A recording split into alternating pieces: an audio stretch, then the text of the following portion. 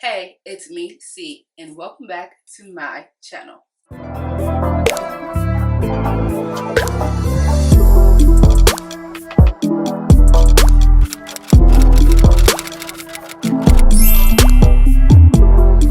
So we are back with another Love and Hip Hop recap, and child, this is week 2 of the Love and Hip Hop lockdown. And the episode finally starts off with Kirk and Rashida. We are finally getting some airtime from them two. And I really feel like even though we're in the beginning parts of the season, we really haven't seen much of them.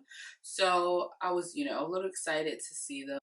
At first, I wasn't really a fan of their relationship, to be honest with you. But it was mainly because Kirk and all the things that he was doing. And I just love Rashida so much. Like she does no wrong in my eyes, to be completely honest with you. Like, and I'm pretty sure a lot of you guys feel that way too. Like, she's so unproblematic, but yet speaks her mind, always looks gorgeous. Like, and she's not even always like dolled up just to look gorgeous. You know what I mean? But we just love Rashida. But their relationship did grow on me. And I really like where they are now. They have like businesses. Well, they always have businesses, but they have businesses and restaurants and all different types of things going on. They are flourishing, honey. And honestly, I can actually say that I did meet Rashida and Kirk one time when I was at this club in Miami. And she was really, really nice. Like, she had complimented my makeup and we had took a picture together. This was years ago, so honestly, I don't feel like my makeup was that good. If I find the picture, I'll pop it in right here. If not, sorry, maybe another time. But let's get back on with the recap. Kirk took Rashida out on a little date night to, celebrate and reminisce on their first date. Their first date was at like Waffle House or something like that, like 20 something years ago.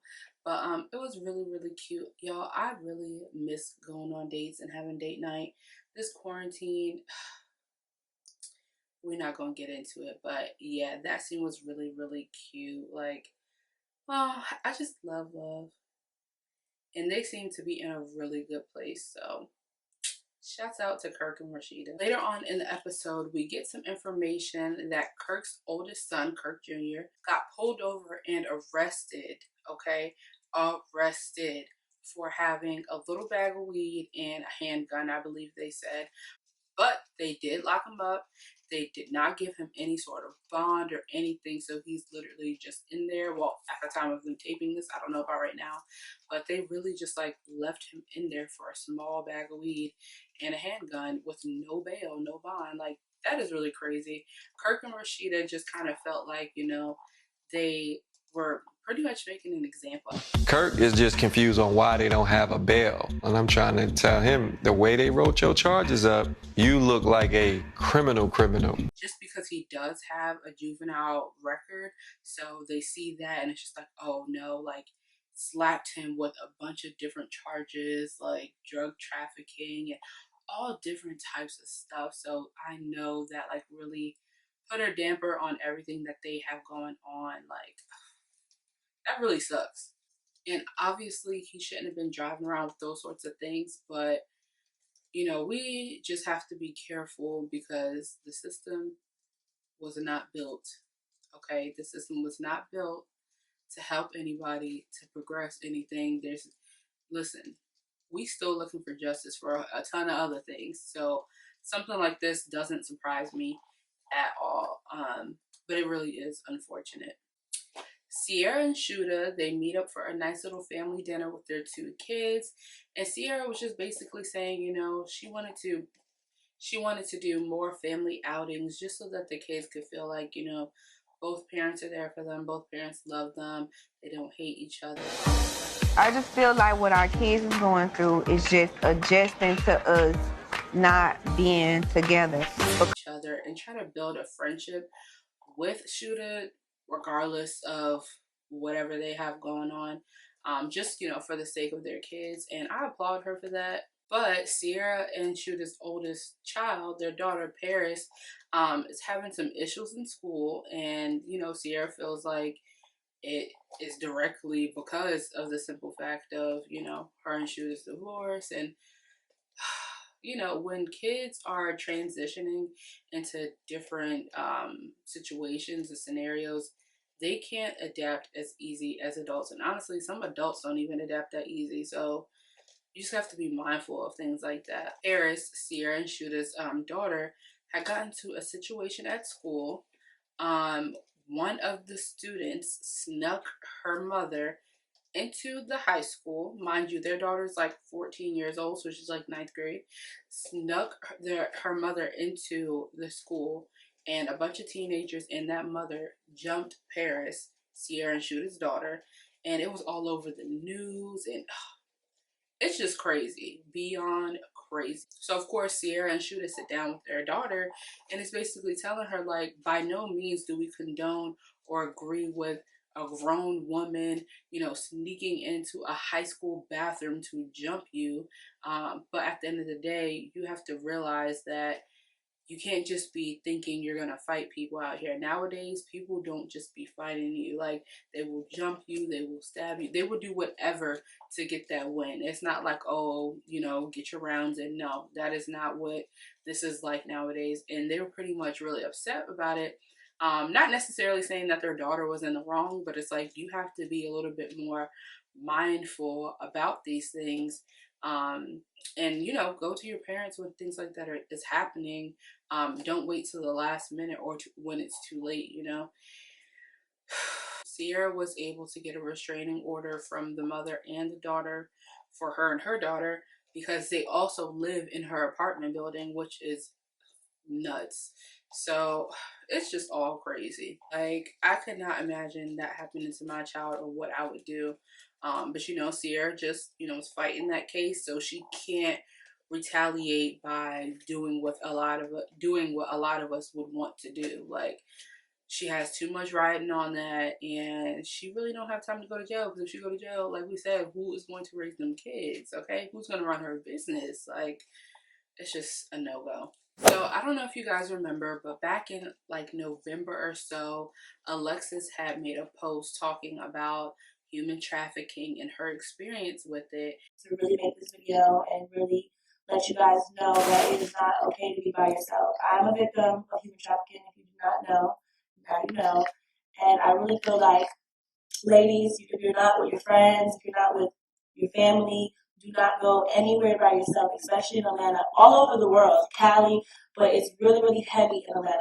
And, you know, a lot of people did say that Alexis was clout chasing. They didn't believe her, like all these different things, which really sucks. It's like, you know, women or whoever can get on social media and do their little social media shenanigans, and people will really clown them or say they're clout chasing for sharing their experience. And that's why a lot of people don't want to share stuff, because people in general, especially on social media, is like very judgmental. Like, see the way that we're sitting here, we're having a conversation about things that are going on. I don't know if you guys ever noticed, but I never say like, oh, you know, I know for a fact this person this, or I feel like this person that, because I always say I don't know these people in real life. I'm just reacting and talking about what I see on the television, okay, on the internet, not anything that I've experienced firsthand. And I feel like a lot of people forget that, you know, you see glimpses of these people's lives. You don't really know everything that goes on in the background. Now, do I agree with a lot of stuff Alexis does? No, just like a lot of these people. But at the end of the day, people should be allowed to, you know, voice what they've gone through and share their stories, and not be claimed as clout chasers just because, you know, at that time, human trafficking was like a very big topic. You know what I mean? And honestly, it still is now. Why people aren't talking about it anymore, I don't know. Jock has about 5 daughters, I believe he said. So he is really, you know, an advocate for the human traffickers and, you know, women who have survived that. So he wanted to put together a panel on everything and have women come and share their stories and different things to look out for and all that stuff, and asked Alexis to be a part of it. And like I said, you know, she was a little hesitant because of people calling her a cloud chaser. But she ended up pulling through and sharing her story. And you just never know what people go through. Like, you really don't. So let's be a little bit more kind, a little bit more forgiving, a little bit more gentle, a little bit more patient, okay? A little bit more understanding of just people around us, people on social media, people in the blogs, whatever. You know, just be a little bit more mindful or put yourself in their shoes sometimes, because you really just don't know. Rashida had planned a ski trip for all of the girls to get together and go on, but because of the situation that she has going on in her household, she wasn't able to go on the trip. It was very awkward on the bus with Carly and Sierra and their whole situation. Sierra is really trying to dead it, and Carly is really dragging it out. Now, you can't tell somebody how to react or feel once they feel hurt by somebody, but I really truly feel like Carly is like dragging it. Like, sis, either you're gonna forgive her and move on, or you're not. And then, you know, Bambi's in the car throwing up and being sick for whatever reason we don't know. They think she's pregnant. Like, it's just a whole lot of. Spice gets her panties in a bunch because she hears that Cheyenne is coming on a trip. You know, her and Cheyenne don't get along. Child. So next episode is going to be really crazy, seeing how these women are on the trip and whatever happens. Yeah, like you already know, when they go on these trips, child. The episode ends with KK and Cheyenne over at Scrap's house, helping him pack and everything. And KK and Cheyenne had got into it, you know, days prior, because Cheyenne is on KK's phone bill. And she did not give her the money, not because she didn't have it, but because she was being spiteful. And you already know KK was not having that. Like, it's one thing if you don't have the coins to pay, but if you just not paying because you're trying to be spiteful and petty and nasty, that's another thing. And then Cheyenne texted KK going off on her and called her out her name, just being mad disrespectful. Y'all know KK has high blood pressure, so her pressure was through the roof. Like, it was just a lot. And of course, in anger, Miss KK has said, "Did you tell him about Shooter?" Tell me what? child, I just lost it. I said she ain't have to do that. She ain't have to do that. And y'all didn't have to end the episode on that neither. But next week will be interesting. This week was super heavy. I hope you guys don't feel like my energy is down, because you know, normally on Recap Tuesdays I be hyped, I be lit, I be getting into the tea. But this episode wasn't really any good or funny tea. It was just very heavy. People were sharing a lot of their personal lives and a lot of traumatic things that are going on with them. So it wasn't really much to kiki about, to be honest with you. But you know, that happens because this is reality TV. So whatever happens is what happens.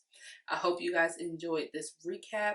Comment down below and let me know your thoughts on this episode, whatever you want to share, or let me know how you're doing right now. Like, how is anything going on in your life? You need somebody to talk to, let's chat in the comments. Yeah, you know, I have some more content coming this week, and that'll be a little bit more light, a little bit more fun. So stay tuned for that. You know, post every Tuesday and Thursday. Y'all, my nails are chewed. Like, y'all know I talk with my hands. These nails are super chewed. They look crazy. I'm not even going to sit here and do a crazy close-up because I don't know. But thanks for watching. Make sure you like, comment, and subscribe.